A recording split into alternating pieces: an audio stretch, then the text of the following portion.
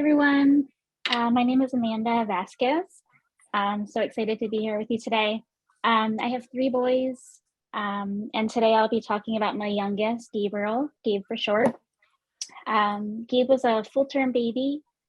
He was very healthy, no illnesses as a baby. He ate a variety of foods.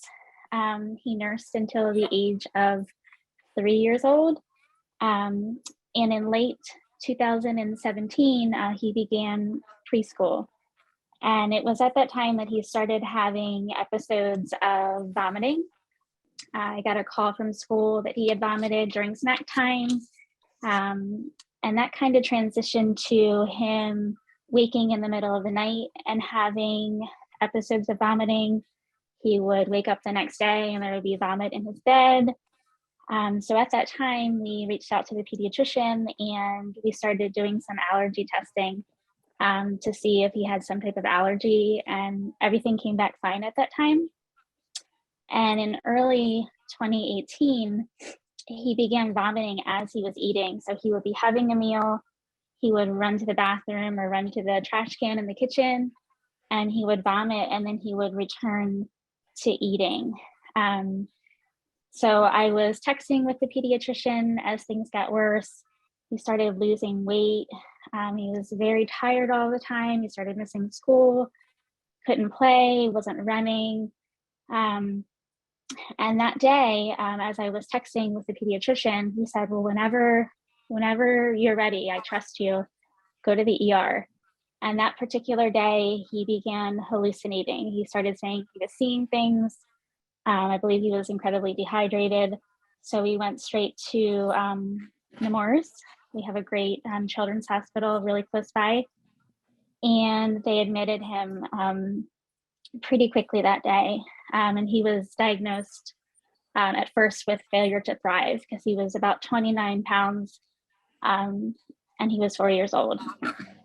So they started doing testing, lab work, stool samples, and they told us that his inflammation levels were really high. So they prepped us for a colonoscopy and an endoscopy, which I can say at 4 was incredibly difficult. But he got through it. We got through it together, and we had a diagnosis. He had ulcers from his throat to his anus, and he was diagnosed with Crohn's disease, which at the time was shocking. We had no family history. It's the last thing that I thought they were going to tell me. But we finally had a diagnosis and we knew why he was so incredibly ill. So immediately they started steroids. They started talking medication, and all of these heavy medications that came with so many side effects for someone his age, or for anyone in that matter.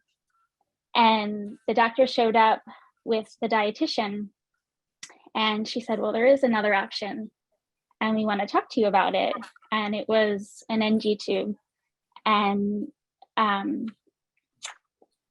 was incredibly nervous for that, just because of the idea of it. And for a child that had been well for so long, it was something that I had to prepare myself for. So they had suggested that he try exclusive enteral nutrition, which would be that he would rest his gut and he would receive all his nutrition through an NG tube. And as she was leaving, she said, and there is one more option. There's this diet called the Specific Carbohydrate Diet. And immediately it was prefaced with, it's expensive and it's time consuming and it's restrictive. And I'm sure you wouldn't be interested, but look it up. There's a book that goes with it. And we decided to go ahead and start the NG tube. And that evening, I recall being on Facebook, and I had a high school friend whose daughter had Crohn's. And she just so happened to put that her daughter was doing SCD. And so I messaged her that evening, sitting in the hospital, and we talked for a good hour. And I'll forever be grateful for her, because she told me right up front how difficult it would be, and that her child's story was her own and that Gabe's would be his own, and that it worked. So I had reached out to my mom that night, and I had that book in my hand 2 days later, still in the hospital. And we left the hospital that day with the idea that we were going to heal with nutrition. And I can tell you that the doctor told me very frequently before leaving that, you know, this isn't a journey that many families take. This is time consuming and difficult. And a lot of families want to get back to their lifestyles, and choosing diet is not an easy one. And Gabe completed 15 weeks of nutritional therapy with only 100 calories by mouth. And that was incredibly challenging for him and for our family. We ate in shifts, but it also gave me time to learn about SCD. So during that time, I started making things that he could try by mouth for those 100 calories, and he was really enjoying them. So after those 15 weeks, he was in remission. The NG tube placed him in remission, and he transitioned to 50% food and 50% nutritional shakes, but at this point he was drinking them. So he was enjoying the SCD food. I was learning how to bake and cook, and I'll tell you, there's a huge learning curve when you're learning how to cook with almond flour and coconut flour and honey and all these new things, but we did it together. And I believe he lasted about 3 weeks before transitioning to full SCD. And he continues to do that today.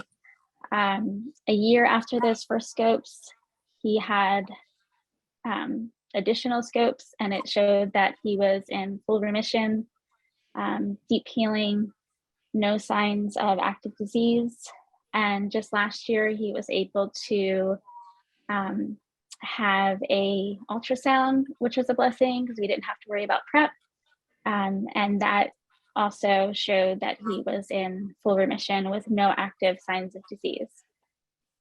I will tell you that this journey has been very difficult for our family.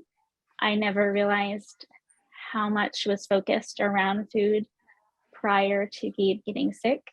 Holidays, birthdays, events, gatherings, family reunions, everything was focused around food.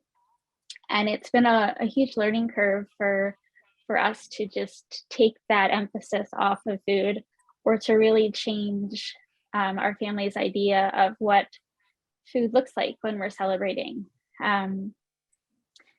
Gabe is now 9 years old, and he's incredibly healthy. He plays soccer. He just completed swimming championships where he placed 7th in the state. And he still has highs and lows when it comes to diet. He still has times when he's angry and frustrated, but he is able to voice that to me. And he's learning the benefits of his healing coming from diet. He's helping me cook, or he's wanting to try new things, or we'll search the internet together or look in the cookbook together. And we take each day as it comes. That's our goal. You know, we focus on the good and the moments, not the food, you know, the memories. And I think that what I'm going to do is go ahead and share a video that I put together just showing the start of Gabe's illness and where he is now. And I just want to say thank you for allowing me to talk with you guys. I feel grateful and humbled, and so lucky to find this community of strength and support. And I just want you to know that you're not alone. That's my main goal. So let me share this video.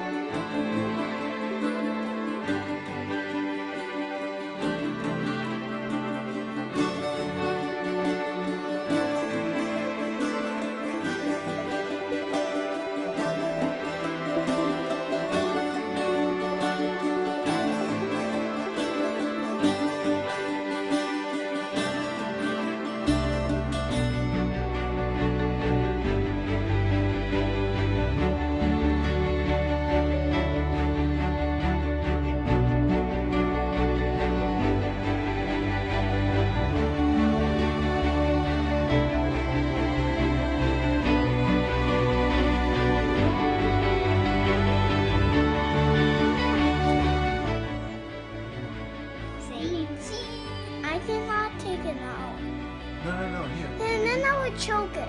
No. It's gonna be okay. It's gonna be fine. okay. You know what? When we took the other one, you were crying, and that's what happened. It's just What happened? you like, so you just, you have something. Can you take it up from here? Here, like this. And just take it yourself. It's okay. See? Wow, he did it! Good job! You did it! Look at me!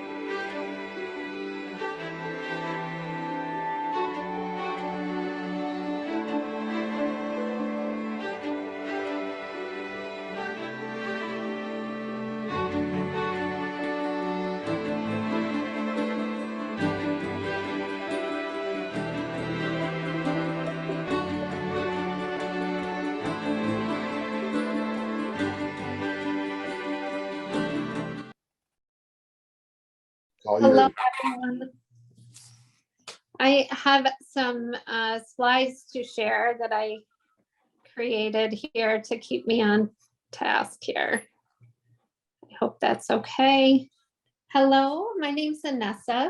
Thank you for having me here today to speak to all of you regarding our journey on the SCD. My son is 15 years old now, and he became ill when he was 10. He experienced all kinds of symptoms such as the stomach pain and not able to keep food down, unable to sleep, and many visits to the doctor's office and emergency room, exhausted, lack of energy, the poor coloring, the rapid weight loss that came along with all of this. And at age 11, he was diagnosed with Crohn's disease. His numbers, his blood work numbers were off the chart.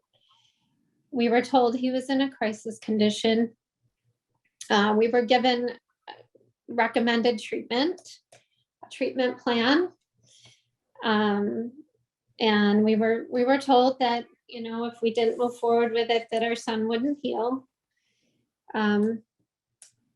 We were also told it had nothing to do with food.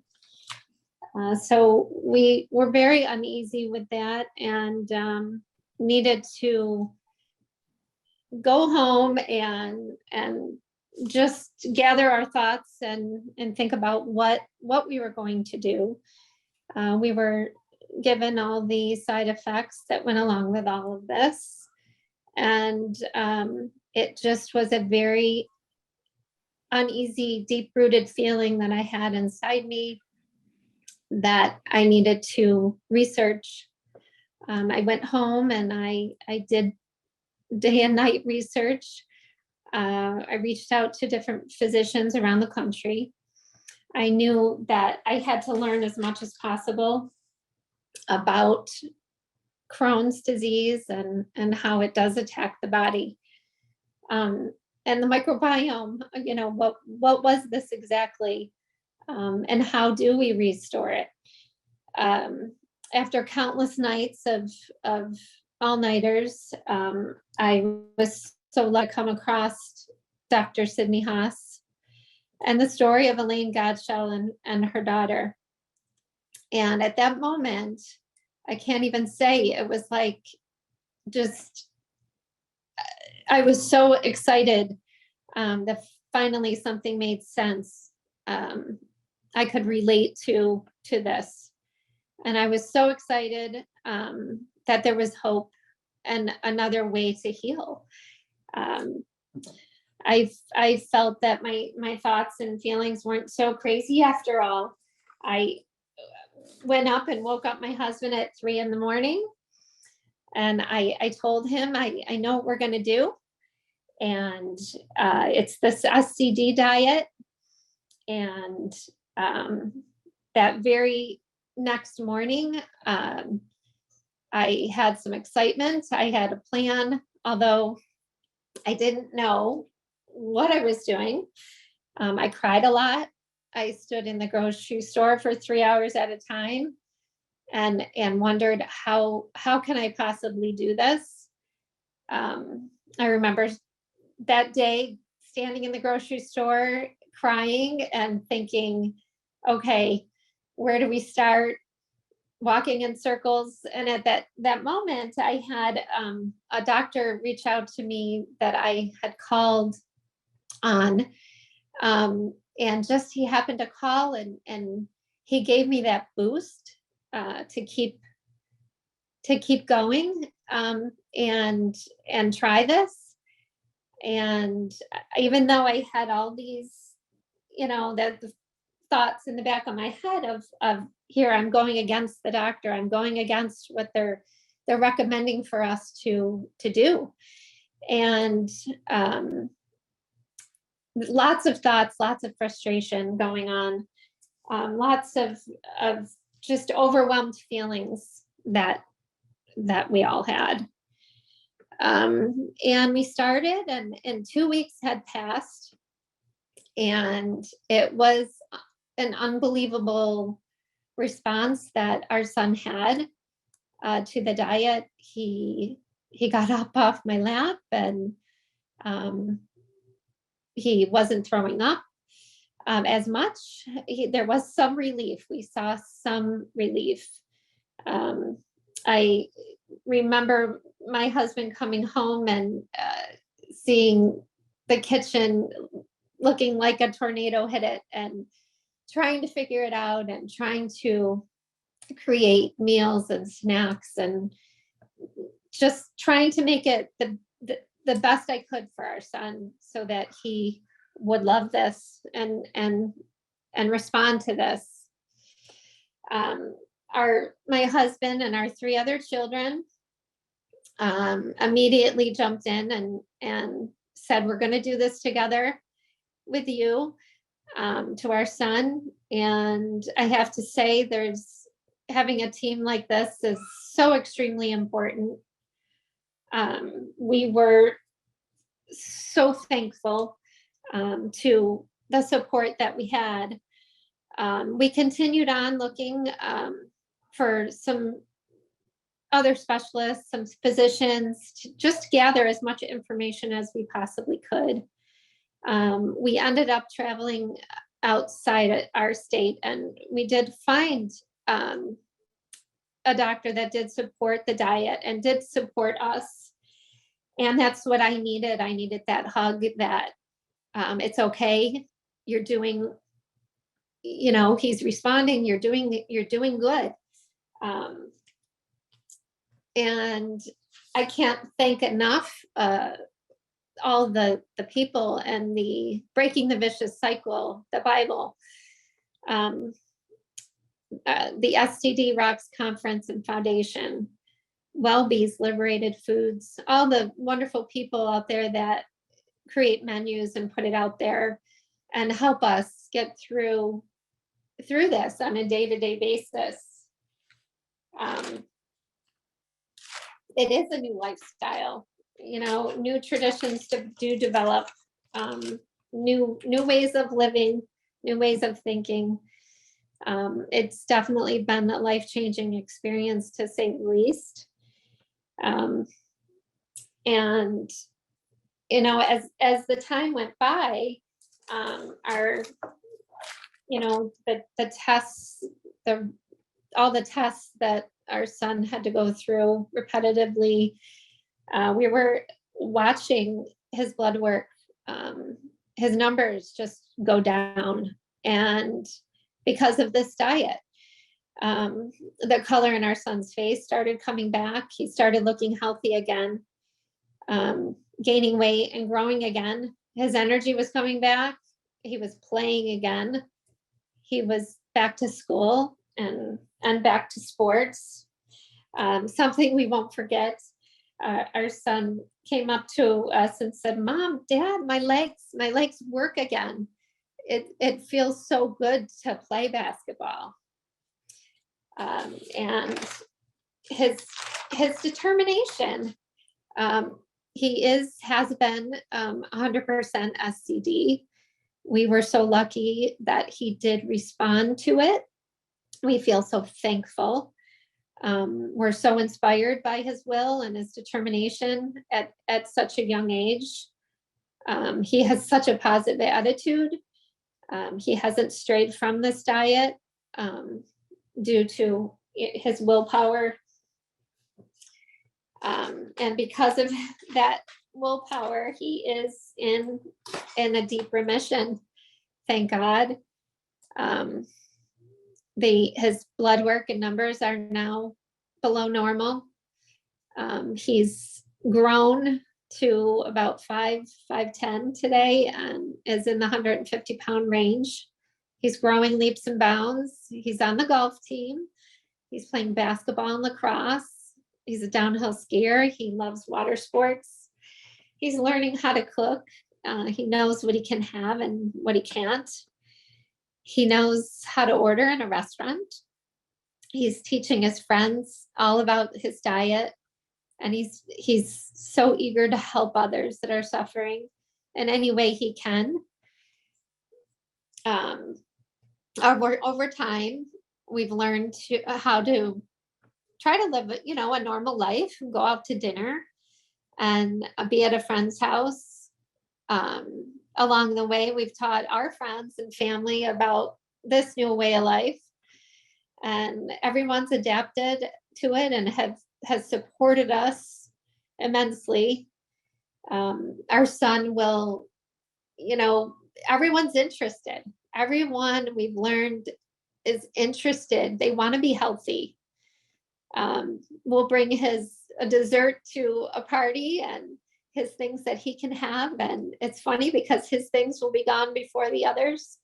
So we laugh about that. We've had, you know, think about hurdles that we, you know, still have to overcome. And that's hoping that, you know, we can add new foods at some point, and see how that goes. Going away to college down the road here, you know, what is that going to look like, and how will he be able to stay on this diet? Will there be more people out there that, you know, will have catering businesses and restaurants and stores that we can go to? And, you know, my son said a dream, I would love to go into my own grocery store and be able to fill my cart with things that I can have. So keeping it interesting and spreading the word to others is just a goal every day, helping people in any way we can. And I just wanted to thank you for letting me share our story today. And thank you to Jeffrey and the foundation, and to all the people out there that are sharing their stories. Please don't ever hesitate to reach out. I'm a phone call away, an email away. I would be glad to help anybody I can in any way. My son as well. And I think it's important to make people aware that there is another choice out there, that here it is, and it did work. And we are very thankful and very fortunate that we are where we are today because of it. There is another way to heal our bodies, and everyone is different, and everyone has to do what's best for themselves and their families. Thank you. First of all, those videos, the stories have just been amazing. And I'm so grateful to be a part of this, because it just goes to show you that the quote that was at the end of a slide that said that sometimes courage comes more naturally than you think is so true. I wanted to start off by saying, for anyone who's watching and all of the families who are maybe going through a similar situation where your child is diagnosed with an autoimmune disease and you're struggling, it's kind of like thinking about it in terms of a book. When a woman learns that she is going to be a mother, she starts the process of planning this book that's going to be written for her child. She starts preparing all of the materials, getting the best cover and the best foundation possible so that her child can write this amazing story, better than her book. And all of a sudden, in this moment, someone comes and snatches out all the pages and all of the beautiful work that you did and says, no, you can't do that. There's no room for creativity here. This is your child's story. Here you go. And it's heartbreaking, and it hurts, and it feels like you've been robbed. And worse, it feels like your baby had something stolen from them. And then you wonder, like, is this really going to be my child's story? And that's kind of what happened to myself. And I'm sure everybody here can kind of attest to that feeling when the doctor came into the room and gave you a diagnosis. And with us, Noah, similar to some of these other accounts, Noah had a healthy upbringing. He was the first person ever diagnosed with IBD in our family. We had no family history. I never heard about Crohn's disease besides the commercials, but I thought that was something that affected maybe just older people. I never really thought twice about it. And he always, manifested an issue and an intolerance to maybe dairy and other foods, because as a baby, he had eczema and had a lot of gas. And as all of us maybe have learned, a lot of the gut and intestinal imbalances are manifested through the skin. So we'll notice maybe some issues in the skin first. And that's kind of what we noticed with Noah. And we would always address our pediatrician and address it with her and ask her, what's going on? What can we do? And very little attention was given to diet. No one really thought about it. So Noah went on for a long time with stomach upsets and gas or just overall discomfort. And at 3 years old, his symptoms started to become really bad. And it got to the point where his skin was starting to have other strange manifestations, where he was having bruising on his legs, joint pain, which someone else attested to. And he was having trouble walking and even running. He couldn't play. And a lot of the times the doctor would just say it was behavioral, and that it was, a stubborn child who just, didn't want to do what his mom is telling him, which changed my way of disciplining him and made it very difficult, because to this day, I feel bad about not advocating for my child and looking at him like he was just rebellious when he was actually in pain. It took a while. And even though a diagnosis makes us feel better because we can kind of pinpoint the problem, we didn't really need a diagnosis for someone to say, what are you feeding him? What is he eating? But no one ever asked that question. So I knew nothing about nutrition at the time. And I just fed my child the way I grew up, which was, sometimes the frozen chicken nuggets, and other times, snacks or chips that I thought were healthy, like goldfish and Oreos for treats when he went to school or daycare. So all of these things just left us with no answers until we finally pressed the doctor to give us an answer and tell us what's going on with our child, because he was becoming worse. He started to have sores in his mouth and refused to eat. He started to have bleeding He had sores also all the way down to his rectum. He had leakage, and the doctors would just tell us, no, this is a constipation issue. Your child's withholding and your child does not want to go to the bathroom. He's just being stubborn. Again, blaming it on his behavior. And me at the time being so trusting of whatever a doctor said, I was like, little boy, get your butt in that toilet and go to the bathroom. Because I thought it was a him issue. And it really just left me in ignorance. And unfortunately, I wasn't able to help him as much as I would have wanted to. But eventually his symptoms became so bad that he was daily crying. He had nocturnal accidents where defecation, where poop would just come out while he's sleeping and he would be screaming because it's burning him and it hurts so much. In the middle of the night, those things would happen, wake us up twice a night sometimes. And, you know, we spoke about this earlier, all of us, and a lot of times us as parents, or those of us who suffer from IBD, we just go through this in silence and we don't really tell anybody. Because when you tell people, they say things like, oh, he just has a stomach ache, give him some Pepto-Bismol. Or, oh, well, you know, he's just being stubborn, you better make him walk. And no one really understands what you're going through. So it changes your parenting, it changes your self-esteem as a parent, it changes the way you interact with your child and how you help them. And so we kind of went through this for a long time, quietly, not really explaining to anybody why his behavior was the way it was or why he was often just uncomfortable. So once we pressed the doctor to perform some type of diagnostic test on him, the doctor had said to us, you know, I'm gonna do this to put you at ease, but at the end of the day, your son doesn't have a problem. He's just being stubborn and has a constipation issue. You need to just give him the Miralax, give him more stool softeners and glycerin suppository and just force him to go. And we did what he said, and my child was in even more pain because he had diarrhea already, which was causing anal fissures and more bleeding. So we listened to the doctor and then finally went in and had the colonoscopy done. And my husband and I went to Starbucks thinking that the doctor was right. And we were like, well, after the colonoscopy, you know, he's going to come back and say, you know, he just had some constipation. When we went into the recovery room and saw Noah, everybody was acting very nervous around us. And we were trying to figure out what was going on. Is he okay? So we spoke to the doctor, and the doctor kind of did what I just mentioned to you. He ripped out the pages of the story that we had written for our child. And he just said, your son has Crohn's disease and will forever have it. And I asked him a million questions because I did not know what it was. And I asked him, well, what can we do? How do we cure it? And he said, there is no cure. He will have it forever, and he will have to be on medication forever.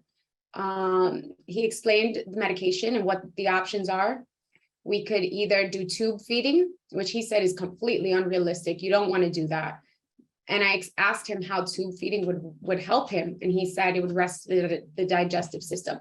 But I asked him, maybe is there food that could do the same thing? And he said food has nothing to do with it.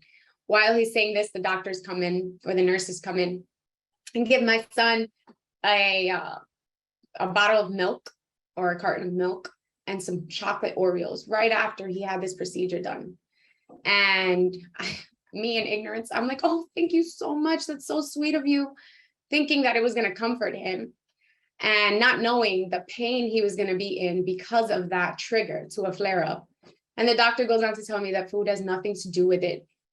So all of a sudden I'm researching the side effects of the medications, and all these medications have all these different, you know, they put these limitations. He told us we would have to be careful with Noah being in the sun because of his increased risk of cancer and all these other problems that could come up, and just really scaring us. And I thought, similar to these other parents, well, what about him, his future? What about when he goes to college? What if he wants to travel? How is he going to do that with this? And that's where I felt like his book was written, and it just like not by me and not by him, which was worse. And something that stuck with me that I've heard is one alternative medicine author. He said, you can believe the diagnosis, but don't believe the prognosis. And that's because oftentimes a doctor will tell you, this is what your son has, or this is what you have, and this is how his life is going to be. But who gives them that authority to say that for the rest of my child's life, this is what he has to do and write his story out for him? And I think that message didn't sit well with me. So I went home and I started researching and called my support team, which is my family. And everyone agreed and said, there's got to be something. There's got to be something that we're missing. Maybe we've got to change his food. So my aunt came to help me, and she taught me a lot about food and how food affects the body and how it's the start of disease. And I had no idea what she was talking about. We listened to her and immediately started to ask her, what do we need to do? So she told us, okay, let's go through your cabinets, take everything out. We took everything out of our cabinets. She's like, this poison, this toxins, this coloring, this is sugar, all of this. These are all additives and toxins that are hurting your child's immune system, that's causing him to have inflammation in his body. This is not helping you. So I'm like, I just bought that, but that's full still, that's still closed. And she said, do you want to Malcolm X this, or do you want to Martin Luther King this? And I was like, I thought about it. And what she meant was, do you want to peacefully approach this and be, careful and just hope something works? Or do you want to go in and eradicate this disease? And I was like, I want to Malcolm X this. So we took everything out of the cabinets, threw it away. And I got angry and I got upset because the entire time I realized I'm being lied to. Like, the government and everyone told me this was safe, so I bought it. But now I'm doing research and I'm looking at the ingredients and I'm finding out that all of these things actually cause these issues that my child was experiencing, all the symptoms that he had. So we got rid of everything, started doing more research, went on a plant-based diet, sort of helped, but didn't get him there. And then all of a sudden, similar to someone else, at 3 a.m, my husband wakes me up and says, look at this woman, there's this thing called SCD. Her child is going on a field trip for the first time by himself. And I was like, I couldn't ever see Noah doing that. He had incontinence. There was no way he could even walk far enough. I wouldn't want him to even go with family members because I would be afraid that he would have an accident. And this is a smart boy who was potty trained before he was 2 years old. But I said, I can't imagine this works. And at this time we're plant-based. And I'm like, you can have turkey, you can have chicken, you can have, and I was like, there's no way this is going to work. But we tried it. And when we tried it, immediately after just a couple of days, Noah, he had bruising on his legs that were gone. He started to feel better. He had solid stools.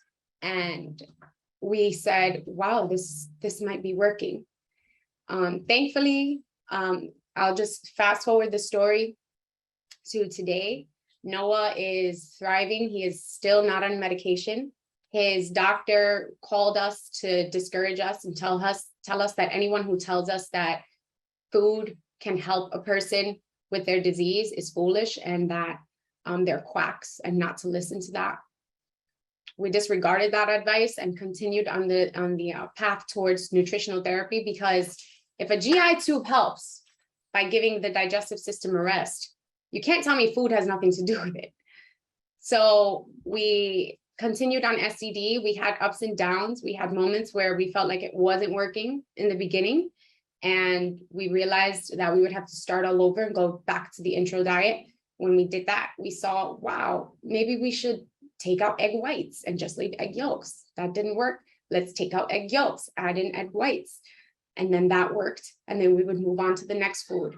And for a long time, Noah was eating the same foods that his body tolerated. And he was frustrated. I think if he could curse, he probably would have cursed us all out. But he was so angry. And then eventually, he started to realize he was feeling better. And no one wants to be their child's enemy. No one wants to see their child upset. But that moment, that temporary time of him being upset was worth it for a long-term solution. So he was angry, but today he is thriving. He is healthy. He had a recent checkup, and we go to a hospital in New York City that supports SCD. And we had an intestinal ultrasound done, and the doctor was amazed at his results and the consistency of his results and the permanence of his remission. And he said there's absolutely no existence of the disease from the test. We have still not been on medication, and Noah is eating a wide variety of foods. He no longer has the issue. We can take him to the park and he doesn't feel like his joints are hurting him, no bruising. We used to go to the bathroom every day to look at his stool to check and make sure that it wasn't diarrhea. Now he only goes once a day instead of like 5 times a day. And we sometimes forget to look because we forget that Crohn's is still an issue. But thankfully, he lives a healthy, happy life. And I think what other moms here can attest to is that we're teaching our children to set a standard for themselves. And the way that you eat and the way that you treat your body is a reflection of your standard. It's a reflection of how you live your life. And we oftentimes try to use careful words when we talk to him about food. We don't ever want him to feel like he is actually being restricted or like he's missing out. Instead, we try to teach him that the standard American diet is the diet that causes children to miss out and to lose out. And that is really where they're eliminating nutrients, where he's getting the best foods. So I love the idea that all these people come over and hang out and they're all over the SCD foods, and those are the first foods to go, because in actuality, if you look at social media or anything at all, everybody wants to be healthy these days, but very few people have the self-discipline to actually carry it out. So we try to teach Noah that people who are healthy and who are successful with nutritional therapy are not people who are just in a great mood all the time, people who have more advantages, people who have a better situation. It's just people who are self-disciplined, and that quality of self-discipline and self-control permeates every aspect of life, whether it be your job or your friendships or the way you play sports. So I'm grateful for SCD because it's not just a diet, it's really a lifestyle that has provided Noah with a platform and a basis of giving 100% in one direction and seeing the fruitage that comes from it.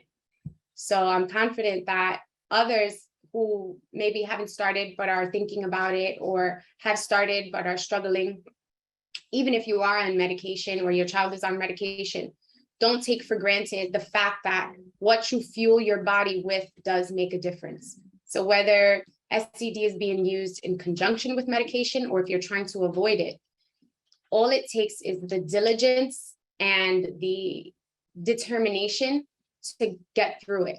There were nights where we all prayed and we all cried and we all felt like we're losing control. But if you have the desire to not give up and you have the desire to be loyal to yourself and to your child and not stray from what you know is right, you can have a successful SCD story too, like everyone else here.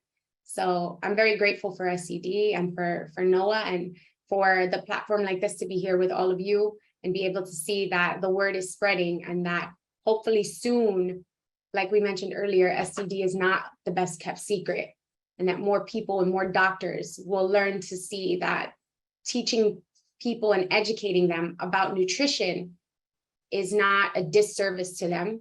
It's not a handicap to them. And although it's not convenient to have an educated patient, the doctors who really care will hopefully pay attention to the fact that they can be saving lives by means of nutrition. So thank you so much for the opportunity to be able to share Noah's story, and I hope that that helps someone else. Thank you so much, Celina. One quick question for you. When was your child diagnosed, and what is your child's current age? My son is now 7. He was diagnosed in 2020, and he is, he just turned 7 in June. In February 2020 is when he was diagnosed. So we thought it couldn't get much worse than a Crohn's diagnosis, but then the pandemic hit and then we were stuck. So, but yeah, he's doing great. And he's growing and gaining weight according to the charts? Yes, he's completely, I mean, my family has a lot of short men, so that's the sad part, is that that's kind of just genetic. But The last visit with his doctor, they stated that he's completely on the charts as far as average. He's doing great as far as weight. He's right now at 43 pounds and full of energy, vibrant. And he, if you asked him, is just like every other kid. Wonderful. Thank you so very much, Celina. Thank you. Well, hi. Hola, bom dia. My name is Karla. Thank you for allowing me to share my experience as someone with ulcerative colitis, but especially as a mom of a teenager with Crohn's disease. Before I start, I would like to introduce really quickly my daughter, Isabella. She's right here supporting everyone. She is the reason why we found this miracle diet. So today I will concentrate on talking more about the psychological impact that this illness had on my family and how the SCD diet changed our lives. First, I will briefly give you some feedback about my family gastrointestinal issues. I was diagnosed with ulcerative colitis 10 years ago. I went through a lot because I didn't have any information about the illness. Unfortunately, the doctors I saw were very old-fashioned and did not believe in less invasive alternatives as treatment. I had to learn the hard way. And I was pretty upset with life. However, everything changed the moment I started to see my daughter going through symptoms that I recognized.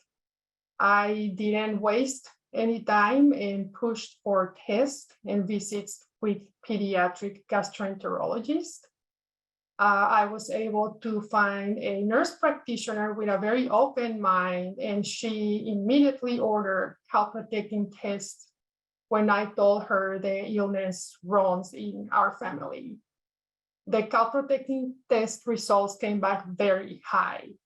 So the nurse immediately called a doctor at the Texas Children's Hospital and scheduled an endoscopy and a colonoscopy. The following week, my daughter got scooped. I remember when my husband and I were waiting for her to come out of the procedure, and I was hoping my baby wouldn't experience what I went through. Unfortunately, the diagnosis was Crohn's. The news went through my heart and my soul, and it crushed me. And I really didn't need the doctor to explain to me what we were about to encounter because I knew. Luckily, our doctor listened to our concerns, and I explained that I didn't want my daughter to take medication at such a young age unless there was absolutely nothing else available. She immediately told us to make an appointment and have Isabella do the enteral nutrition diet for several weeks and then start a specific carbohydrate diet. She indicated that we needed to go to the bookstore after leaving the hospital and read the book Breaking the Vicious Cycle very carefully. I have no idea what the doctor was talking about. I freaked out, and I did as she said and read the book 1 time, 2 times, 3 times, and I thought I wasn't going to be able to handle this lifetime commitment. I never cooked in my life, and now I had to cook meals that would help heal my daughter. So not only were the meals a challenge, my teenager was not happy about the circumstances. She was hungry, she was mad at life, and I was too. But I had to keep it cool and composed for our family.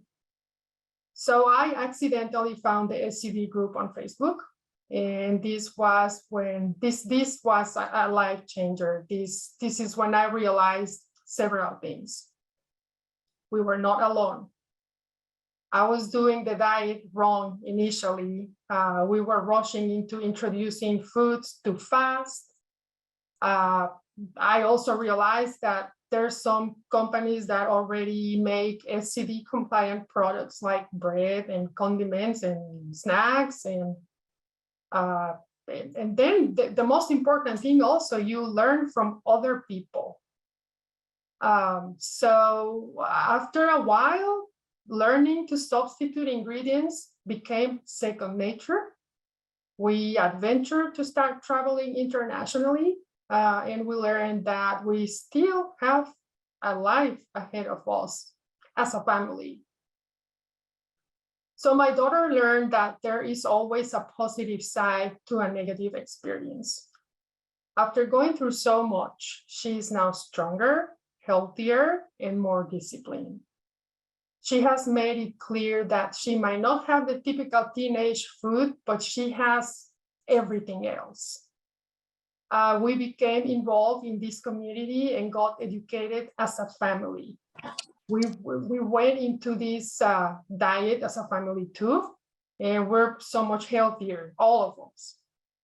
And believe it or not, poop jokes are normal, even during dinner. For Halloween, we dressed up as poop emojis. We were the poop emoji family. So my daughter then turned into a very motivated girl. And at age 13, she wrote an article explaining differences among healing diets and received a special award from school. Even a teacher contacted me for permission to share the article with her elderly dad. And that was a very flattering moment.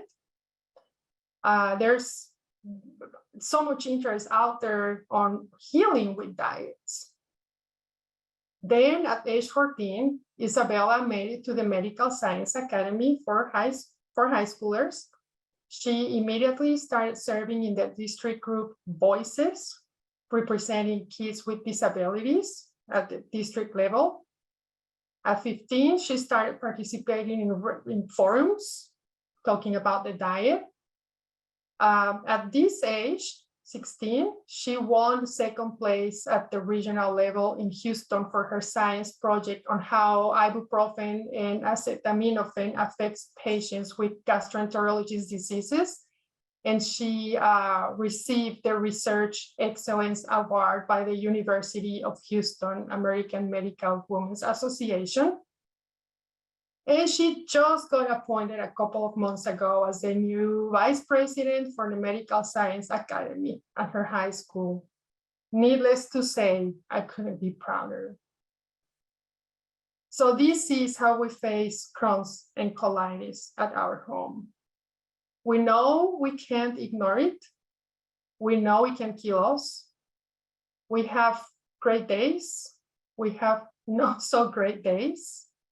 But something is very clear. In our home, we don't fight alone. We embrace each other. We were able to transform something devastating as an opportunity to grow stronger. And this is definitely not one size fits all. But there is, if there is anything I can do to help anyone, do not hesitate to reach out. I'm here as your support. I will not have the answers or all the answers but one thing is for sure, I can say I get it and I understand. Feel free to reach out via email, Facebook. I'll do my very best to guide you and point out the resources I used. And once again, thank you for giving me the opportunity to share this brief testimonial. I could be talking here for 5 hours, but we don't have that kind of time. I hope this helps someone that is listening. Thank you so much again. Gracias, obrigada. And thank you, Jeffrey, for the opportunity. That's all. Thank you. My name is Pujal Patel, and I am mother of beautiful Isha Patel. Let me go ahead and blur my background. It's making you guys not able to see us. I'll share the pictures as I go along. Here you go. And there in the back, you can see a little Anya Patel too. Okay, so our journey started about 7 years ago, right around August time frame. So we are going to hit the 7-year mark. We are going to hit the 7-year mark maybe in like 2 weeks or so. So how our journey started was Isha was a child who was born with multiple anaphylactic food allergies, and she also was born with several immune, I would not say immune dysfunction, but in general, she would have a lot of, because of her allergies and environmental allergies, she was a child who constantly suffered from food allergy reactions and environmental allergies, etc., resulting in chronic ear infections and antibiotic use, etc. But one thing to note when I think back, she's 15 and a half now, not even 15 and a half, she'll be 16 this November. When I think back about this, she also had very low anemia, very low hemoglobin. She was anemic since birth. Her hemoglobin never was more than 10. I don't remember.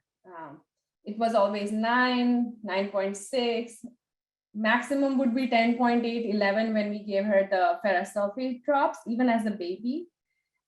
We thought, okay, she drinks a lot of milk, so maybe that's why. And we didn't think too much about it. Our whole focus, entire childhood of Isha was her food allergies. And she couldn't even, her reactions were so severe that she could not even be in the same room as kids eating nuts or, carrying nuts on them. Like if we had somebody come to our house and they ate walnuts and she sat there, she literally broke out into hives. Or if me and my husband ate nuts and kissed her, she would be completely breaking out into hives. She was not given any medical clearance to fly on airplanes. Like, why I'm saying this is that being in and out of hospitals and working with doctors closely was nothing new for us. However, let me go ahead and share this quickly. This picture that you see in my on my background, this is where the actual journey started. She was going through something called oral immunotherapy, and we used to do blood work every 2 to 3 months to see how her body is doing, and we did a complete blood analysis even before we started her on oral immunotherapy for her food allergies. So sometime around in August 2015, her monocytes were very high. So I was very concerned, and we worked very closely with an immunologist, pulmonologist, allergist, and a pediatrician. And I questioned, why are her monocytes high? They could be sometimes because she was going through this therapy and it was all very new for her body, etc., etc. However, in the next 2-3 months, I saw a lot of, so this picture was taken sometime in November of 2015, and she was going to perform a dance on this day. And I got really upset with her. I'm like, when I was teaching her the dance, I was like, why do you not have any energy? What is wrong with you? Like, she was seeming very lethargic. When I think about all these things, I feel so upset with myself that, I was putting so much pressure on a child who was, I thought, just supposed to like play and have fun and run around and etc., etc. Anyways, so I thought something was wrong. And I told my doctor, she doesn't have energy. And then me and my husband, and as a family, we enjoy walking a lot. So we used to go on long walks, 3 to 4 miles every day around our neighborhood. Crazy. She used to complain that my feet hurt a lot and my knees hurt a lot. And our obvious answer would be, you don't eat well. She was a very, very picky eater in the sense that it would take her 2 hours to complete one meal. And I know this because because of her nut allergy, she could not sit with other students in school. So every single day, it was my job to take lunch, go sit with her, eat lunch. I did that till she was like in 5th grade, 4th, 5th grade.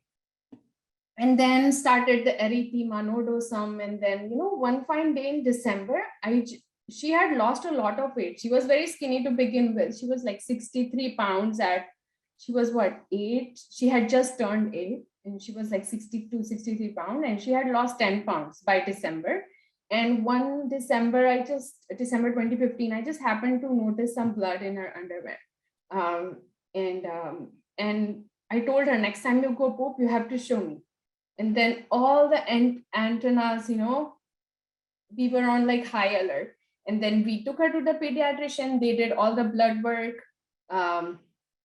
And her ESR was 80, her CRP was very high. ESR was alarming. We did all kinds of stool tests and everything imaginable. And then they said, okay, you know what? She has had issues with her blood number since birth. So take her to a hematologist. So we took her to the best hematologist. I called around for referrals. We knew so many doctors by that point. This was just another doctor. He said, oh, you know what? She needs to be on iron supplements, and that's the problem. And she's just constipated. It was just overwhelming. And I was also in denial. I was not in denial, but I wanted to be in denial because I was already dealing with food allergies. I had so much going on. My second child was also born with food allergies, and they had different food allergies, etc. So it was just too much to process as a family, as a mother. So I don't want to say I was neglecting the test results, etc., but I was just obeying the doctors. Let's just say that. I just fully trusted the doctors. They were doing the best for Isha. But then again, in January, her erythema nodosum grew worse. We did not know it was erythema nodosum. I was giving her Benadryl because my doctor said, give her Benadryl because we thought they were hives. They look so much like hives. And come January, we saw a hematologist. We had an appointment with GI, but it wasn't until February of 2016. And she had sores in her mouth, and we were like, okay, because she's eating all these nuts for her treatment, it's just too much for her body. And that happens sometimes when you're eating new foods, you will get sores and ulcers in your mouth, etc. Anyways, I had a Valentine's Day party in my house, February 13, and I had 6-7 families over. Isha was not able to eat anything at that point. Her legs were hurting so much. Her joints were hurting so much. So I used to make smoothie for her. I used to put nuts and milk and banana and very healthy. And she would, in January, she was not able to chug it down very fast. She threw up 1 or 2 times. Plus, she had blood in her stool. She had lost 10 pounds. She literally had no energy. I pulled her out of school. At that point, she just couldn't go to school anymore. And then on February 14, 2016, I wake up late because we were all tired. And I go to her room and she was doing a muffled cry. She said, I cannot walk anymore. I cannot get up from the bed and I cannot walk anymore. I carried her, put her in my younger child's stroller. I rushed her to the emergency room. We waited there, 6, 7, 8 hours. We don't even know anymore. They ran all tests and her ESR was 150 or 160.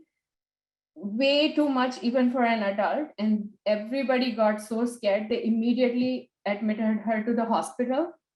And she was there for 2 weeks. They ran every single kind of doctor that is imaginable, came to our room.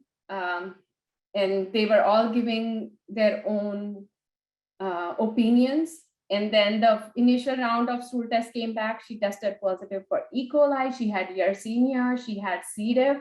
And then she was literally in a very bad state. And they said you have to now do colonoscopy and endoscopy because she had ulcers throughout her. From she had it in mouth, but we did not know that she had it in throat, stomach, all the way up to her anus. And her calprotectin was 2000, and they did not know what they were doing. Honestly, we also did not know what was going on with our child. And because of all these secondary infections and because of her sensitive immune system, they could not start her on steroids also, because they wouldn't know how that would affect her other health conditions. And we immediately, it was a struggle. I couldn't say yes. I said that this child is so fragile. How can you do colonoscopy, endoscopy? How is she going to survive that? Anyways, my pulmonologist / immunologist convinced me. She did it. And Dr. Steinmetz was our GI, very nice guy. He brought us into a room, and me and my husband, and he said that she has Crohn's. I'm like, what is that?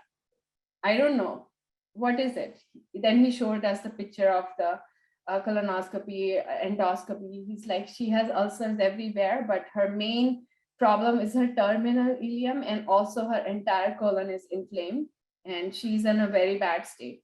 And then again, we had a meeting of like 4 or 5 different kind of doctors in our room.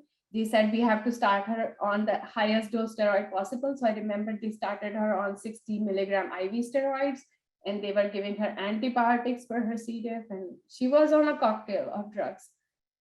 Anyways, 1.5 weeks had passed in the hospital while going through all of this. When we learned Crohn's, we were like, okay, now what is this? My husband started researching. I was not in state to process all this. I was just taking it day by day. And once they started steroid, she started immediately bouncing back. Like she was actually sitting in a hospital bed. She was just laying down for 1.5 weeks. And then after the first 1 or 2 doses of steroid, she was sitting up and she actually smiled, etc. Anyways, fast forward 2 more days, they were like, okay, if she does, they had run all the blood panel and they wanted us to start on Remicade, etc. I'm like, can you everybody just go slow? This is too much information. And why are you asking us to go on Remicade? Like, what is your theory behind it? And at this point, I was very well conditioned to question doctors and argue with them and not listen to them. I didn't care. I know they are doing their job, but I also have a job to make the best decision for my child. And that's what I was doing. And this is all my doctors had taught me over the years. So my husband, he called me and he said, you know what? I read about something called Specific Carbohydrate Diet. Let's try it. I'm like, are you stupid? That's what I said. Are you stupid? Because after going through 8-9 years of immunotherapy and trying to introduce nuts into her diet, and finally she was eating everything, and now you want me to take away grains and take away everything that she actually eats without any problems? He's like, we don't have choice. We have to do this. I reluctantly said, okay, whatever. And coming from, I moved to United States when I was 23. So I was not, cooking was not new to me. I do not eat American diet. I still eat very traditionally what my mom used to cook. Everything, I still cook 3 meals. I used to still cook then and now 3 meals a day. Everything is cooked from scratch. We do not use cans. So all of that was already thrown out of the window. Diets were already clean. But then why Crohn's? Why this colitis, right? So we read that, my husband read that book, and he told me, I said, my condition was she will continue eating rice. And then I will do everything SCD, but rice I will not eat. And she was started on Pentasa and very high dose of steroid tablets. I think she came home with 40 milligrams of steroid. She was discharged because she was feeling better. And then she came home, we started her on SCD plus rice, so not SCD, plus rice. And she started feeling better, of course, because steroid was acting, and she started gaining weight, etc., etc. And her challenge came when we started, when we dropped that steroid from 40 to 30 and 30 to 25, her joints gave up, her body gave up. She was so steroid sensitive. She ended up in a wheelchair. She couldn't walk anymore again. So we did not know what to do. So we were working with a rheumatologist. He's like, put it back to 30, do this, do that. That point, I took my husband very seriously. I'm like, okay, actually, we should also remove rice, maybe because we are not following this 100%. Then we removed rice and we started 100% SCD. Unfortunately, we did it for 6 months. She was very stable, calprotectin normal, but she was also on steroids and pentasa. So we did not know if the medications were working, etc. Fast forward to November 20, which year was that? 2016. This was a very long time ago, guys. November 2016, we had a leakage in our house and we had to go stay in residence inn. And we were living in residence inn for over a month while they fixed our plumbing and, redid the house, etc. So I got a little lax. She was doing good. Her numbers were good. I was like, maybe you can eat rice. Okay, no problem. And then she's like, can I eat this chobani? She used to love chobani yogurt before SCD. So can I eat chobani yogurt? The breakfast they give in residence. And I'm like, okay, no problem, eat it. Then the same pattern from November previous year followed. Her ESR started going high. I started seeing a decline in her health. Her blood numbers were not looking good because at that point, we also suspected she had lupus because we were working with immunologists. She was getting a blood test every 2 weeks. She also had very beginning stages of lupus at that. So January 30th, 2017, we were in the GI doctor's January 30th, 2017, I was in the GI doctor's office and I had to beg him. Her numbers were not looking good. He's like, we have to start her on Remicade or something like that. She's not doing well. I literally begged him. I said, Dr. Rabizadeh, I know I messed up. We messed up. We were just getting ahead of us. Give us 1 month. And we have social worker there, dietitian there. And they were all looking at me like I was a mom with 2, 3, 4, 5 heads. I don't know. And I said, give me only 1 month. If it does not improve, she's your patient. She's my child. I'll do whatever you say. And January 2017, 30th January 2017, we have never looked back. She started 100% SCD that day, again for the second time. We had a camera pill test and her GI was completely inflamed. Her calprotectin was high, her ESR was very high. And in 1 month, this was March, 1st March or something like that, she had a pill cam test. Doctor called me after the pill camera and he said, you know what, Mrs. Patel, whatever you're doing, it's working, keep doing it. Because she only has like one small ulcer near terminal ileum. Her calprotectin is fine, everything is good. And then second week of March, I was visiting my sister in Houston and her pentasa ran out. And she was on a very small dosage of steroid because she was so sensitive, we could not just wean her off like that. We were working with immunologists. She was on 2.5 milligrams of steroid. So he said, this is not the steroid and that's helping her. This is the diet. So keep doing the diet. And pentasa, she didn't eat pentasa for 5 days. And you know what? She gained 5 pounds in Houston when we came back. I immediately called my GI. I'm like, CVS couldn't refill my medicine there. And she did not eat pentasa for 5 days. She did her steroid 2.5 milligrams daily. But doctor, can I just let her be off pentasa? If you agree, I don't mind. She has gained 5 pounds in 1 week. And I noticed whenever Isha is very happy, she gains weight. So we started, not that we were making her sad on purpose or anything like that, but we started spending more time traveling. We started spending more time, like whenever she was out in nature, doing things she loved, she was healthier and she was much more happier. Anyways, so fast forward, it's been 6 years on STD now, 100%. This was her picture when she was doing, when she was sick and not on STD. And let me show you something. Oh, let me show this one.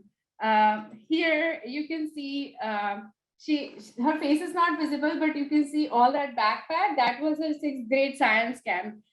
I packed her 1 week of SCD food, and she took it with her, and she enjoyed the science camp thoroughly, and she had a lot of fun. She did not want to come back. Anyways, she did come back looking like this, totally messed up, very happy, 800% SCD. So it was not like a one-person job. Teachers were involved, principals were involved, so many people were involved. But we had, here she is, like, she is full, she was not growing. She had stopped growing for 2 years. Now she is 5'7", she's 2.5, 3 inches. Like, that's debatable, but taller than me. She's a very healthy 125 pounds adult weight. She is very academically gifted. Actually, because of all her health challenges and then doing so well, she was also recognized by the state of California. This picture is not complete, but she was recognized by the state of California as every student succeeding award from the legislature. And she goes to a very, very, very challenging high school, and she's an honors only student, does amazing. She used to go to choir. She participated in choir 2 straight years, no issues. She carries her food everywhere. I sometimes ask her, like, Isha, don't you feel like you're left out? She's like, you know what? I don't even care about food. I get to do everything that a person wants to do in their life, and I'm okay with it. She's the only reason she's on 100% SCD diet today, because I feel guilty sometimes. We don't eat SCD, so I cook separate meals for her and ourselves. I try to overlap a lot. Like, I'll have common items and then her SCD bread, but I do cook a lot for her. But she's the one, she's like, why rock a boat that's sailing smooth? So that's her attitude towards life. She enjoys hiking. That's her in the Zion's Narrows hike. She's very outdoorsy. She loves the ocean. She spent entire afternoon yesterday in the ocean. Anyways, why am I saying all this? Is because 7 years is a very long time, and according to us, she's doing everything that a child wants to do, minus the food part. The food part, I have my guiltiness sometimes, like, I'm eating this, she's eating a certain way. But even her functional medicine doctor, now we don't see her, but she used to tell Isha that when you are older, you will be the healthiest of the lot and your friends will come to see you. That's because Isha aspires to be a doctor. And so that's where we are today, living normally. And I'm not sure, I think my 15 minutes are up. I have been talking for a very long time, I guess, but I want to show you something. We just came back from India, and I'm wearing a lot of heels, so I look the tallest of the lot, but these are all the females, my mom, my sister.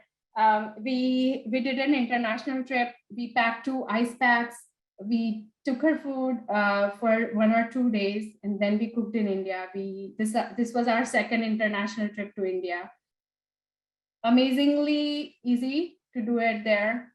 We travel a lot, Canada, everywhere. It's just that once you have that mindset to focus completely on the solution and not the problem, it is achievable. I'm telling you, I've been blindly doing this for 7 years, literally. I don't think too much, like, what if this, what if that? It's working. Every 6 months we go see the GI and he says, the number looks great. We'll see you back in 6 months. Okay, bye. Nice to see you again. It has become like a routine thing. And she finished her immunotherapy as well. She had to restart her immunotherapy all over again because her body lost that remission piece during the Crohn's diagnosis. She eats peanuts, she eats everything today.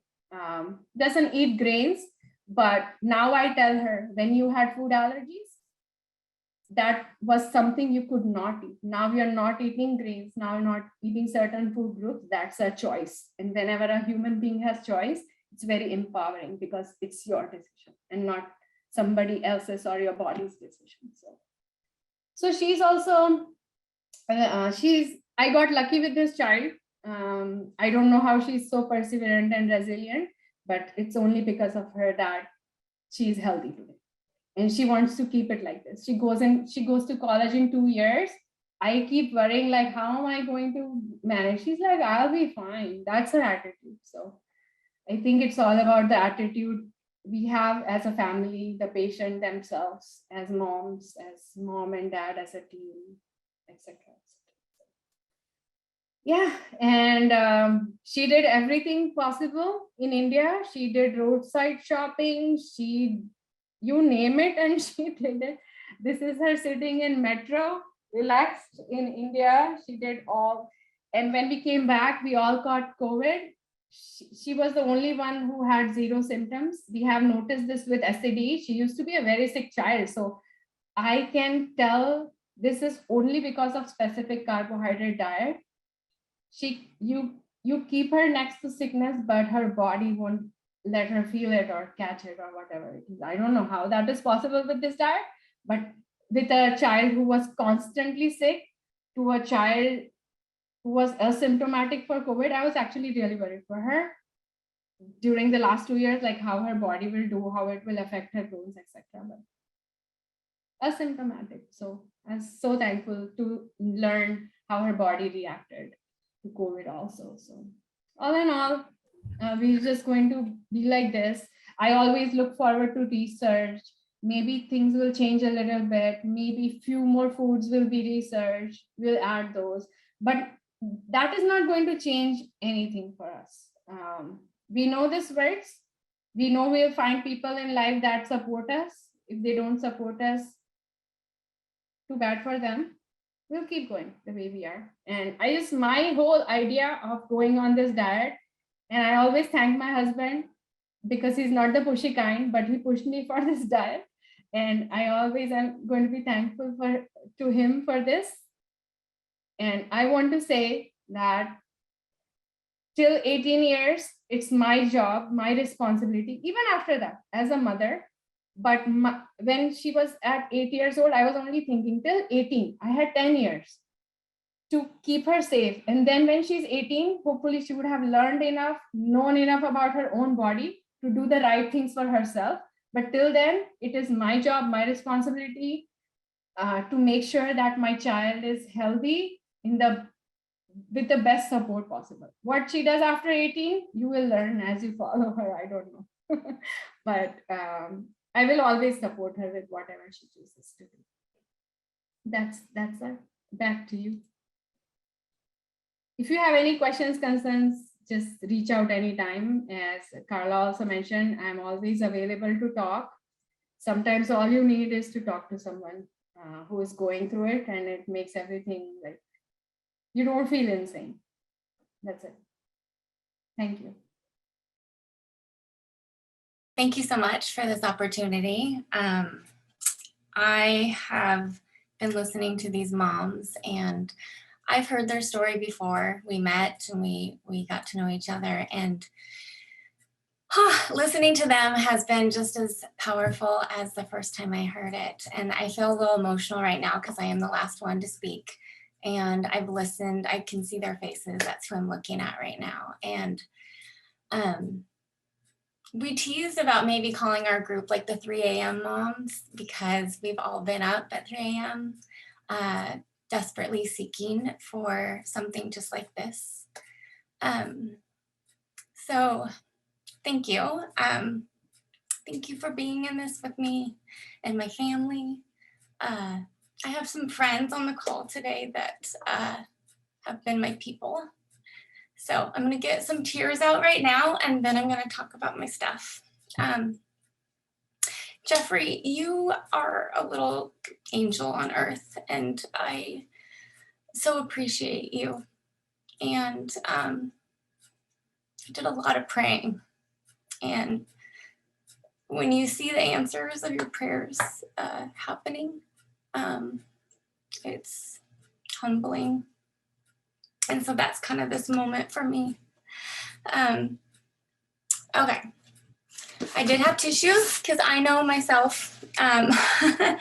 So I have an amazing daughter, and just like some of the moms shared, she is an only child, and I took such care of her in vitro that my colleagues at work would tease me because I wouldn't even stand in front of the microwave.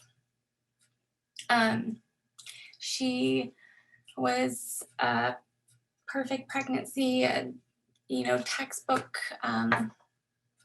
delivery, and was a chunky, healthy, and continued to be a chunky, healthy little kiddo. She, looking back in 5th grade is when I see it.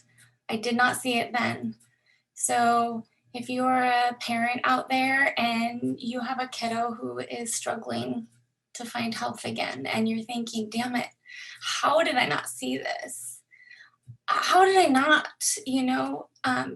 just always remember that hindsight is always 20/20. And it doesn't matter because you're here now. So what was then, and what is here is now. So I believe our daughter started struggling health-wise in about 5th grade. By the time we got to 6th grade, which would be 2019, my husband actually was the one that noticed, and she played sports, and he coached her in soccer, and he noticed that she was like always cold and just kind of like not herself, just these little subtle things. And he was starting to question it, and we took her to a naturopath that we had seen at the time, and she tested for some food allergies, and she said she's not celiac, but she cannot have gluten. She is sensitive to gluten. And myself, I am the same way. So I was like, oh, okay. So, you eat gluten, you pay the price, but you're not going to die from this. It's just a sensitivity, and you might have to go to the bathroom extra, but, try to stay away from it. But she's a kid, and sometimes that would be a little difficult. So I'm going to fast forward. We thought that was the thing. And then in, March or April of 6th grade, so February, right? So now we're in 2020, and the world is starting to shut down, and there's this thing called coronavirus, and we don't know what's going on. And our daughter seemed to be losing more energy and just not herself. A pretty energetic kid, and all of a sudden all she wants to do is watch TV. She didn't have any energy at all. She didn't want to eat. She was just not happy, but she wasn't complaining about anything. And that's the thing about her. She never complains. She doesn't complain now. So we just didn't know. And, but now we shut down, and I'm a teacher, so now I'm home full time with her. My husband's a firefighter, so we're all home. And I'll always be grateful for, it's weird to say you're grateful for a world pandemic, but I was really grateful for that because it was all eyes on. And each one of these moms has touched on a few things that I was like, oh yeah, I could talk about that. I could talk about that for half an hour. I could talk about that, that guilt of not seeing it, and talking about parental guilt. And Celina was talking about, just like the doctor saying, make your son go to the bathroom. I remember my husband and I are like, these are fatty foods. You need, she wasn't gaining, she wasn't thriving. She had lost a bit, but I don't weigh her every day. I didn't know how much, so that was like March and April. We noticed she's not well. Something is not right. And I started making phone calls. And I think the biggest thing I want to share with anybody watching is you are going to have these moments that are going to stick with you. And they are the moments that are going to push you forward when all you want to do is just curl up. I started making phone calls because we're now in a world pandemic and everything is basically shut down. You know, I was calling general practitioners. We had a naturopath at the time. She didn't really have a GP really that we had seen. When she was younger, yes.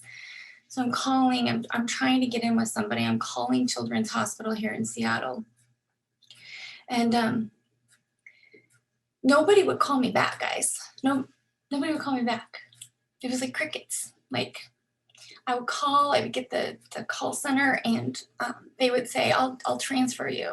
You can leave a message. I left a message, I left a message, I left a message. Finally, one day, I got this sweet young gal, God love her, whoever she is out there. And I was like, listen, I am not leaving a message. You are not transferring me. I have to see somebody for my child. I think something is really, really wrong. At this point, our daughter was losing weight drastically now. Now we were approaching crisis, if not in crisis. And talk about desperation, right? I am begging people to help me, and nobody would. So that sweet girl, she got a doctor to talk to us on his lunch break. And he was like, okay, what you're describing, I really think she probably has an IBD. And I was like, who the hell are you? Like, I've been talking to you for 3 minutes. What are you talking about? You know? But that's their job. So anyways, we were able to get some tests done. He didn't order them, but I got a GP to see us, and she was having a hard time getting somebody to call her, but finally somebody was connecting with her, and they did some tests, and come to find out our daughter had C. difficile. So kind of have like two things going on now, right? And I have no idea what's going on. My child was perfectly fine, and now we're in a world pandemic, and now feels like she's dying. You know, I don't know. So it was very, very, very confusing time. And even writing out some things for today, I was like, when was that? And I'm looking back at my files. I keep all my notes. And so C. difficile. So okay, she has C. diff. How the hell did she get that? We don't know. Like, what? She hasn't been on antibiotics. She hasn't been in the hospital. You know, like, where did she get this? So we get the antibiotic for that. And within 3 pills, which is a day and a half, she felt good. Now, mind you, our daughter did not have like, you know, frequency of like, you know, 10 bowel movements a day. She did not have blood. She did not have pain. All of these things. We even had this time where we thought that maybe this was an eating disorder, because that's what the dietitians and I mean, like, we had social workers involved, and I mean, talk about confusion, right? So now we have C. diff. Okay, thank you, God. We have something to go with. Great. She's going to take the pill and we're going to heal from that. So my husband and I spend the next couple months like researching how to heal from C. diff and the diet for that. And I remember distinctly, and I've shared this with friends, one of those moments of begging God, begging him on the floor of my shower so my family couldn't hear me cry. Just give me a diet. Like, I know food has something to do with it, right? Because C. diff was in the intestines and we need to heal the intestines. So of course it's food. Give me a diet. Is it paleo? Is it this? Is it that? Whatever it is, God, I swear to you, I will do it. I will do it. Just give it to me. Careful what you pray for, right? Well, be grateful what you pray for, I guess. So I get the test results back, and her calprotectin, when she was sick, the height of her sickness was 2,300. I didn't know what the hell like calprotectin was. What are these things? I don't know what Albion is. I don't know what an IBD, I don't know what these things are. But her Calpro was 2,300. We took the medication and it went down to about 1,500. And so we're like, oh, okay, like we're doing it. Like we're on a path here. Then some time went on, not looking good still, not putting on weight, just kind of stagnant, like not worse, but not better, right? So we're in communication with the doctor at Seattle Children's, and he's saying, you got to come in for a colonoscopy, endoscopy. So 1 month before her 13th birthday, this was in 2020, another mom talked of this, like, how do you take this sick child, she's so frail, and put her through this? But we did. And he comes out and he tells us it looks to be Crohn's, and we're going to send out some biopsies and we'll bring you back in and we'll talk about it. So off we go. And I come back and the three of us are sitting in the room, and he comes in and he says, you know, the official diagnosis is Crohn's, and here are your options. And just like all the moms said, we have this medication, but we need her to grow, and so that's going to stunt her growth, so that's not a good option. And we have these biologics. Here are your two options, basically, and you know, cancer is thrown out. And at this time, I'm literally just trying to like sit up, you know, my ears are ringing. I think I'm going to have like a panic attack. I want to throw up, but here I have my child and I have to be strong. So here's one of those moments, again, one of those pivotal moments. He says you could do a feeding tube, you know, and my child looks up at me and she has the most beautiful blue eyes, and she got her daddy's long dark eyelashes, and just her eyes are just something that I remember seeing first when she was born. And I'm looking at those eyes and she's looking at me like, I can't do this. What do you mean? So this is my life, she says. And at that moment, I wanted to fight or flight, and I didn't have any fight. I wanted to scoop her up and run and go. And he says, there's also this diet. Now, mind you, I'm in Seattle, so if you know anything about Seattle children, they're very well known for the nutrition aspect of it, and they are, thank goodness. However, in that moment, it was presented the same as it was presented to y'all. It's like, it's very restrictive, it's difficult, it's kind of like paleo, but much more, you know, restrictive, and takes a lot of commitment and such. And so we're like, okay, well, we need some time. We need some time. We'll talk back next week or whatever. See ya. And he says, you know, she can eat whatever she wants and blah, blah, blah. So we leave. And I don't know at what point I called my friend who's on this call. And I said, you know, that family, that friend of yours that you've been telling me about, their daughter who has ulcerative colitis and they eat this diet? I think I need to talk to them. And he said, I already did it. Like, I already did it. I'm going to connect you. So they had us over for dinner, and this beautiful family, they brought SCDA yogurt, and we all know how important that is. And learning how to make it seems like you're in the chemistry lab, right? Like, how do you do this? So they brought that. It was a beautiful gift. That was on September 6th. It was my birthday. And 2 weeks later, September 14th is the day that I say we started SCD. And so that was almost exactly, we're coming up on 2 years.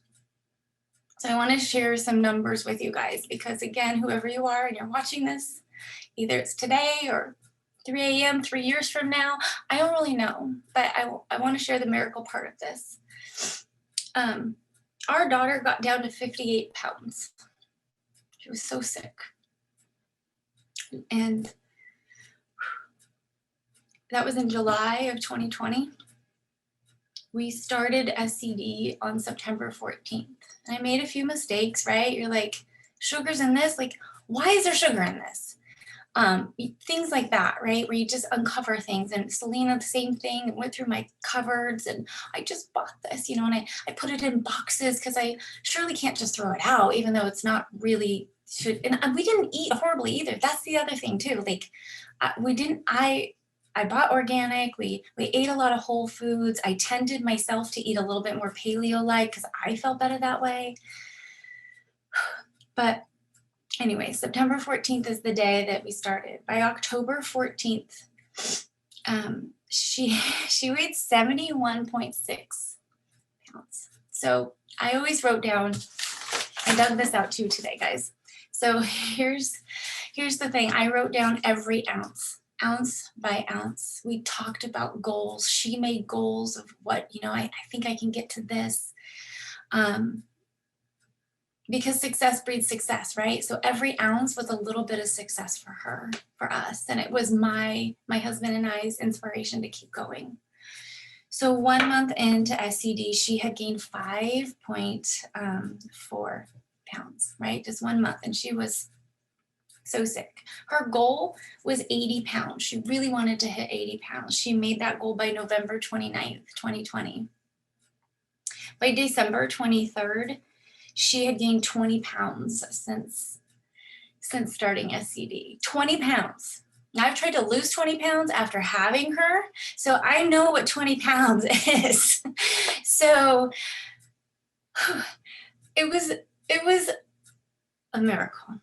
It was bringing our child back right in front of our eyes. Like literally the most beautiful thing I had seen since her birth.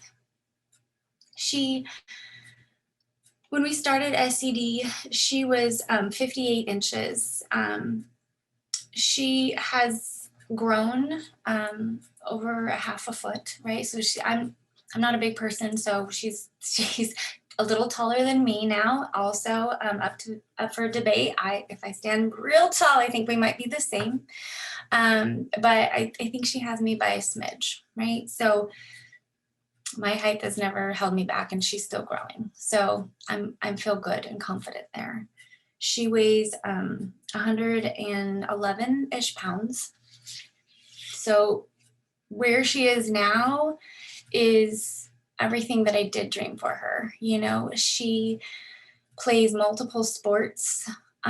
She eats 100% SCD. She does have some cocoa once in a while. But she recently started lifting weights, just a little bit, and she loves it. Thinking about that 2 years ago, she could barely stand, right? She could barely stand. And so 2 years later, I knew that we just had to get through some things. And I knew that we would look back and we would say, okay, that was then and this is now. And so the now part is really what I want to share with everybody listening, because we know what illness looks like. We lived it. It was hell. Complete worst days of our lives. But that was then. And our daughter's name's Ava, and Ava is by far the strongest little human I've ever met. And she inspires me every day to be the mom and the person I want to be. So today in our family, we talk a lot about, and we're talking more about the attitude that we have, right? And other moms have spoken to this, so I won't go too far into it, but that the way we eat is it is the lifestyle we choose. And it is a reflection of our standard for life. We do not accept illness. It's just not something we do. So whatever it takes is what it's going to be. So recently, Ava had some GI upset, and we're like, what's going on here? Like, this is, it's not, she's doing great, but she's not losing weight or anything, but just like, what is it? And I cut out dairy, which seems like an evil joke, because when we talked about SCD and she found out she could eat cheese, she was like, I'm in, that's fine. If I can eat cheese, like, we're good. All right. And now we're at a place where it's like, shoot, dairy is causing some upset, right? But that's right now. That's not down the road, right? We know that our systems change and they heal, and nothing is forever. So if you're really sick out there and you're listening, or your baby's really sick, it's going to be okay. It is going to be okay. It is going to be okay. I needed somebody to say that, and I searched and searched and searched for somebody, video or something, to say it's going to be okay. So maybe I can be that. Maybe I can be that person for somebody. It is going to be okay, and it's going to be better than okay, because life will be different, and it is going to be better than what it was. I promise you that. It is going to be better, because you might be sitting here helping somebody else. So you see, I look at our life before. That's my own struggle. I need to look at pictures and not think of the before, right? Before IBD. And then I kind of organize things in my head that way a little bit now. And I feel like as we are further in our health status, right? In our healing, I won't do that as much, but right now I still do.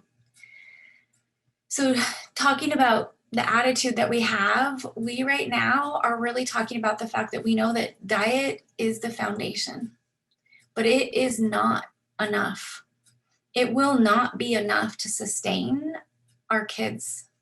They have to learn how to choose health in their heart, right? In their mind.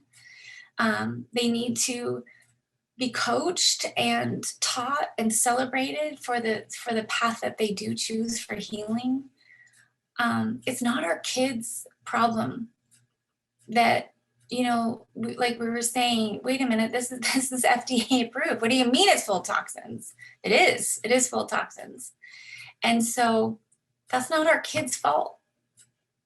And so when they go to birthday parties and they bring their own cupcake, you're right, it always attracts attention. I was laughing because I went to camp. You guys, again, only child, right? Only child, listen to health stuff. This is the first time she's been away from me for a week. I posted on my Instagram of like, day 1, I bought 5 plants. Day 2, I'm gonna buy 10 more plants, Her friends reported back, oh my gosh, Ava's food was amazing. Like, how did you do that? Moms were asking like, how did your mom make all of the foods the same and like better? It's doable. It's not a curse.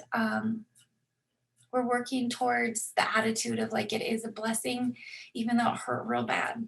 And it does still hurt sometimes,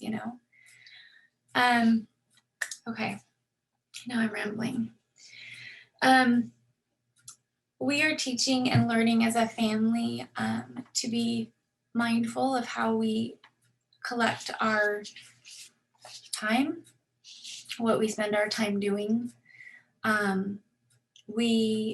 said Ava loves playing sports, but also teaching her that you need to have moments of quiet and learning how to breathe, and learning how to say no, thank you, gracefully, to reserve time for her mind and her body and her spirit.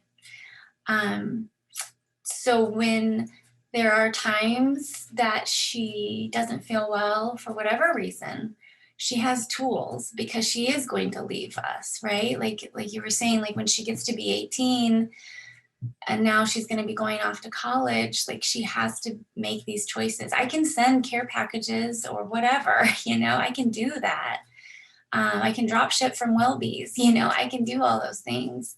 But those decisions where she's choosing who to have in her life, you know, those people that are there for you, that lift you up, that remind you that you are strong and healthy and such a gift to everybody. And that's something she's going to have to do on her own. So I just wanted to share really quick, I wanted to share really quick how we moved forward. And it was baby steps, and it was one day at a time. And there are some things that I look back and I see that we did. So I'm just going to share my screen really quick, and then I will wrap this up. All right, I think you can see it. So this is how my family is moving forward.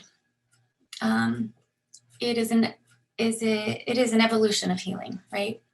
So the very first thing you got to do is you have to buy Breaking the Vicious Cycle book by Elaine, and bless this woman and the work. I don't know where we'd be without it. I really, really don't. So you have to read it and do whatever is comfortable for you, right? You don't have to necessarily read it front to back, though you do need to read the whole thing. But preview it and ask yourself, where is my starting? Maybe I need to understand the science behind it. Maybe I need to go straight to the recipe, and then I'll go back and I'll understand the science of it.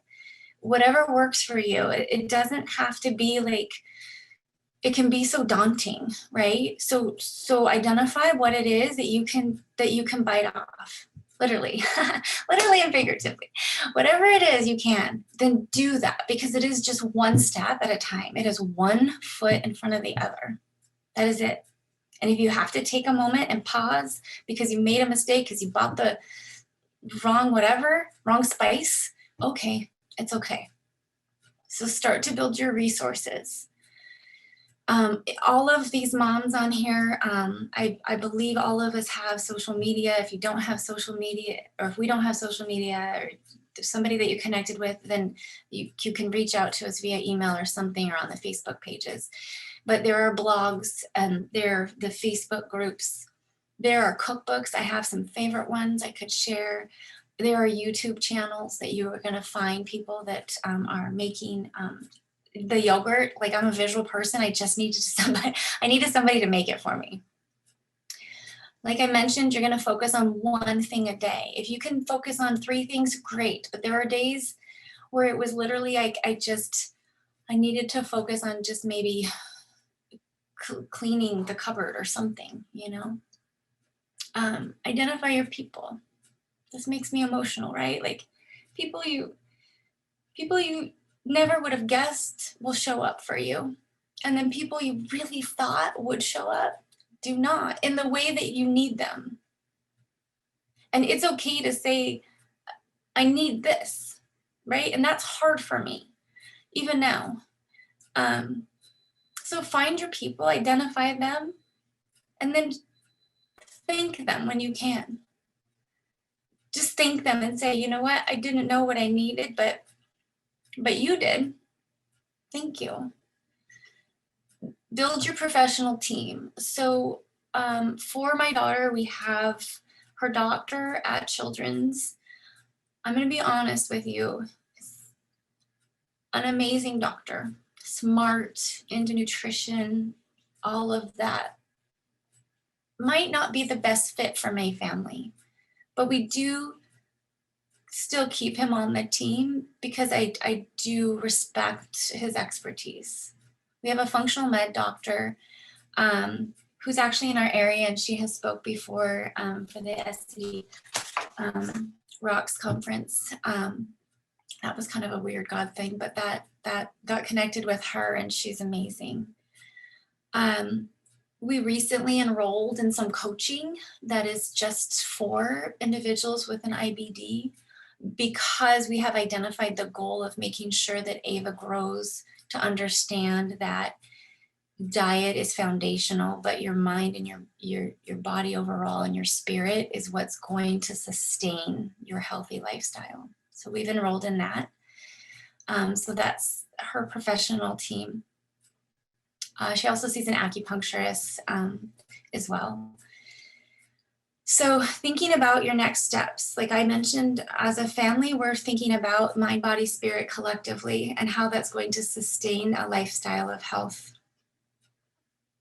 And then maybe above all, truly believe that you, your child, whoever it is, all of us, are worthy of health and happiness. And so whatever it takes is what we're going to do. So I would show you a picture of Ava, and at first I was thinking I was going to show you a before and after because it is drastic. And when we talk about miracles and you look at the difference, she'll be 15 in a month and she'll be starting high school. And she's perfect picture of health. She is, you would never, ever know what she's been through, ever. But I decided, and then I confirmed with her, that I'm gonna wait for her to be able to tell her own story someday. And so I'm reserving those befores and those durings and the look at me nows for her. And if she chooses to do that, I will support that. And if she chooses to just live her life focused on her health and she doesn't feel the calling to share it in that way, because this is a permanent recording and I hope it reaches so many people, I'm going to respect that for her.